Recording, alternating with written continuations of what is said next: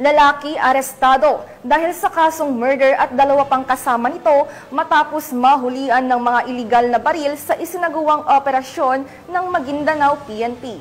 Patrolwoman Maricris Algabre, ibalita mo.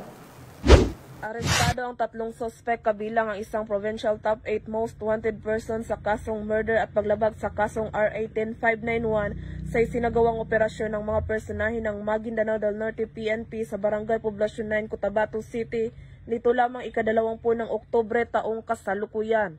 Kinilala ni Police Colonel Victor G. Rito, Provincial Director ng Maguindanao del Norte Police Provincial Office ang mga suspect na sina alias Dato Mansor, 29 anyos, isang Provincial Top 8 Most Wanted Person, alias Jim, 37 anyos at alias Jom, 41 anyos na pawang residente ng Maguindanao del Norte. Arestado ng Maguindanao del Norte PNP at AFP ang akusado na si alias Dato Mansor sa bisa ng warrant of arrest sa kasong murder na inisyo ni Honorable Rainera Pariha Uswa, presiding judge ng RTC Branch 28 Midsayap, Cotabato noong January 3, 2022 na walang inirekomendang piyansa, habang inaristo naman ang dalawang kasamahan nito matapos makuhanan ng mga iligal na baril. Ang mga suspect ay kasalukuyang nasa kustudiya ng Cotabato City Police Station 2 at haharap sa kasong murder at paglabag sa Republic Act 10591 o Comprehensive Law of Firearms and Ammunition Regulation Act.